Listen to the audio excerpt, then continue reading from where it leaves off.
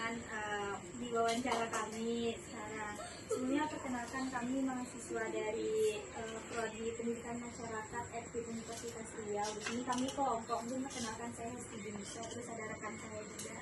Ibu Pemaharannya. Saya Indri Nurila. Saya Madarosa. Saya Rikalina Putri. Saya Rifki Ramadhan. Jadi mata kuliah kami ini ada teknik identifikasi dan kebutuhan belajar masyarakat sama strategi pembelajaran pendidikan masyarakat. Mungkin langsung aja Pak RT kami nanya-nanya. Boleh? Oke, boleh Pak RT kenalkan dirinya. Perkenalkan nama saya Muhyi, asli Jawa, umur 60 tahun. Di sini sudah 48 tahun. Jadi menjadi RT sudah hampir 10 tahun, 2 periode. Apa yang ditanyakan masyarakat? Kalau 10 tahun kan udah cukup lama. Wah, sudah. Jadi RT-nya, nggak jadi RT-nya udah lama juga di sini. Nah, kalau misalnya kegiatan-kegiatan gitu yang ada di sekitaran masyarakat, partisipasi dari masyarakat itu gimana gitu Pak RT? Apakah antusias atau gimana? Sangat antusias. Kita contohkan aja dari segi keamanan. Kami keamanan itu kan namanya ronda. Ronda itu kami pungut per bulan iurannya. Jadi mereka tidak ada yang menolak. Nah itu aja. Cuman dalam versi iurannya tidak sama. Kan itu aja. Selanjutnya Pak De, apakah di sekitaran sini sudah memiliki atau mengadakan pilihan atau edukasi tentang kesehatan keluarga? Kalau masalah kesehatan keluarga sebenarnya sudah ada. Itu namanya posyandu lansia. Ada posyandu anak-anak. Sekarang pun udah digabung nampaknya posyandu anak-anak sekaligus lansianya, orang tuanya yang bawa langsung dicek. Ceknya cek seperti cek tensi, timbang, udah itu yang lingkaran perut itu kan sudah ada sekarang. Kalau dulu kan cuman untuk apa, untuk anak-anak misalnya, sekarang sudah sekaligus yang membawa anak-anak misalnya orang tuanya terus apa, dan kemudian yang khusus lansia juga ada. Cuman tanggal dan harinya saya kurang paham karena itu di Pak RW. Lalu untuk kondisi ekonomi warga secara umum bagaimana ya di sini sekitaran lingkungan di sini? Ya kalau kondisi secara umum ya nggak ada lah yang seperti zaman dulu yang namanya fakir miskin, yang itu sangat miskin. Ya miskinnya kategori kami apabila kami data untuk masyarakat fitrah misalnya di masyarakat fitrah itu ya sebenarnya kalau kategori zaman dulu nggak ada istilahnya yang makan satu hari, yang makan satu kali satu hari, nggak ada. Sekarang boleh katakan yang titik terakhir itu yang namanya fakir miskin malah beliau juga punya kendaraan. Karena kendaraan itu bukan suatu kekayaan, tapi suatu kebutuhan. Jadi, misalkan kita mau bekerja walaupun itu hanya di bangunan, tentu tidak mungkin mau jalan kaki karena tidak ada. Bagaimanapun pasti diusahakan kendaraan bermotor. Nah, itulah kategori kalau masalah ekonomi di sini. Untuk masalah latar belakang pendidikan Pak, tingkat pendidikan warga di sini itu apakah ada yang putus sekolah atau warga dewasanya ada yang belum selesai pendidikan dasarnya gitu? Ya kalau pendidikan sih boleh katakan sudah pendidikan kan bagi zaman sekarang kan yang boleh katakan putus sekolah itu memang kurasa ada juga, cuma kan satu-satu. Yang dikatakan putus sekolah itu artinya begini, dia tidak mau sekolah atau main atau bagaimana, karena mereka kadang ada juga yang namanya putus sekolah tapi mereka mengejar kan itu kan lain versinya gitu loh.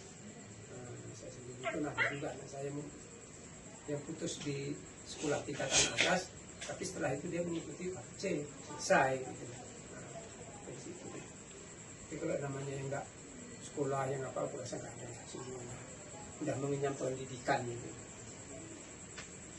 Untuk kesehatan, apakah warga warga aktif memeriksa kesehatan secara rutin? Ya sekarang ini kan banyak kegiatan. Artinya salah satunya ada lansianya tadi. Udah tuh ada posyandu anak-anak. Yang ketiga, yang tidak kalah pentingnya, setiap hari Minggu namanya Car Free Day. Saya rasa Car Free Day itu kalau zaman saya tahun sudah 2014, ketika masih bawa ambulan rumah sakit, itu selalu tampil di jalan Diponegoro di waktu itu ya. Itu ada kesehatan, hanya berapa titiknya kesehatan. Mau cek gula darah, mau cek tensi, kolesterol, ada semuanya. Free, nggak bayar itu. Itulah saking banyaknya tempat pemeriksaan kesehatan. Apalagi di sini seperti puskesmas juga ada tahu kan. Untuk pertanyaan terakhir Pak, menurut Bapak kira-kira untuk warga Bapak saat ini apa sih yang paling dibutuhkan untuk bidang ekonomi, kesehatan, dan pendidikannya? Ya kalau itu sih secara umum ya, kalau dibutuhkan ya butuh biaya lah gitu. Betul kan? Nah, saya rasa pun adik-adik ini sekolah pun ujung-ujungnya kita mencari biaya juga kan, kalau nggak biaya tangga, biayanya untuk adik-adiknya ya kan gitu. Itu sebenarnya ya, tapi itu lah namanya bermasyarakat itu kan berbeda-beda kegiatannya, mencari nafkahnya kan gitu. Ada yang bekerja sambil kuliah, ada yang bisa dibilang tadi seperti saya sendiri, seperti apa buruh lepas ataupun kerja kasar, ada yang pegawai macam-macam. Jadi kalau yang ditanyakan tadi masalah kebutuhan, ya otomatis ekonomi dibutuhkan, biaya terutama untuk anak. Ya, permisi Bu, izin sebelumnya kami dari mahasiswa Program Studi Pendidikan Masyarakat FKIP Universitas Riau.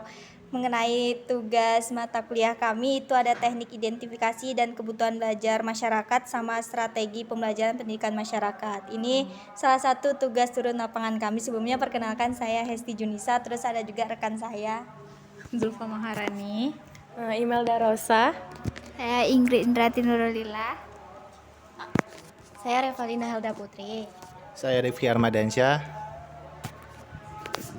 Oke, baik, sebelumnya Bu langsung saja mungkin ya. Mungkin Ibu bisa memperkenalkan dirinya terlebih dahulu, nama, pekerjaan, umur, dan lain sebagainya.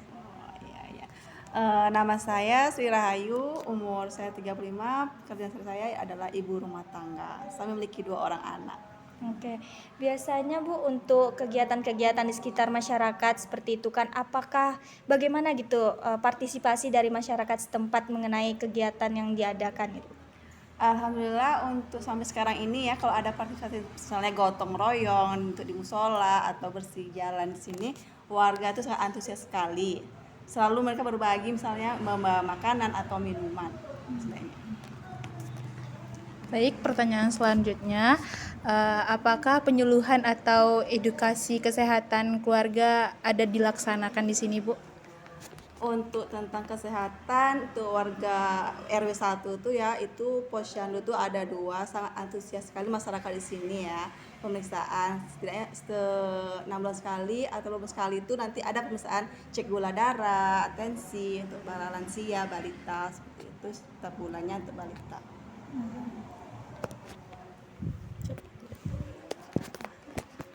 Lalu tuh selanjutnya kayak bagaimana kondisi ekonomi warga-warga sekitar di sini, Bu? Kalau kondisi ekonomi ya rata-rata kok di sini tuh ada yang menengah, ada yang apa gitu kan. Nah, di sini juga ada beberapa warga yang menerima bantuan PKH seperti itu.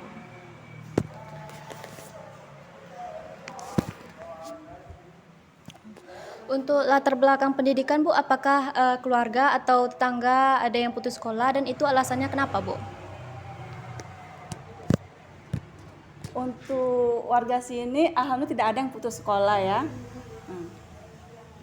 Untuk latar kesehatan, apakah warga aktivitas memeriksa kesehatan secara rutin? Iya, karena di sini setiap bulannya itu memang dilakukan posyandu untuk balita dan lansia. Trainer R ya. Mungkin untuk pertanyaan terakhirnya, menurut Ibu apa sih yang dibutuhkan warga di sini mengenai ekonomi, pendidikan, kesehatan dan lain-lainnya?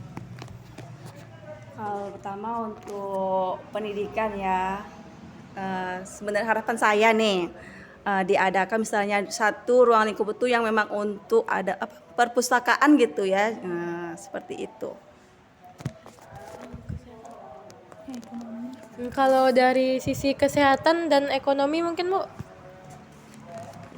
Kalau ekonomi di sini ada beberapa warga juga ya yang telah menerima UMKM gitu. Kalau untuk kesehatan itu emang setiap bulannya kan posyandu, jadi nggak perlu ragu lagi. Warga sini sehat semua, alhamdulillah. Oke, mungkin sampai di sini saja Bu pertanyaan-pertanyaan kami. Terima kasih atas waktu Ibu yang sudah berkenan meluangkannya untuk kami. Sekian, terima kasih ya Bu. Iya, sama-sama.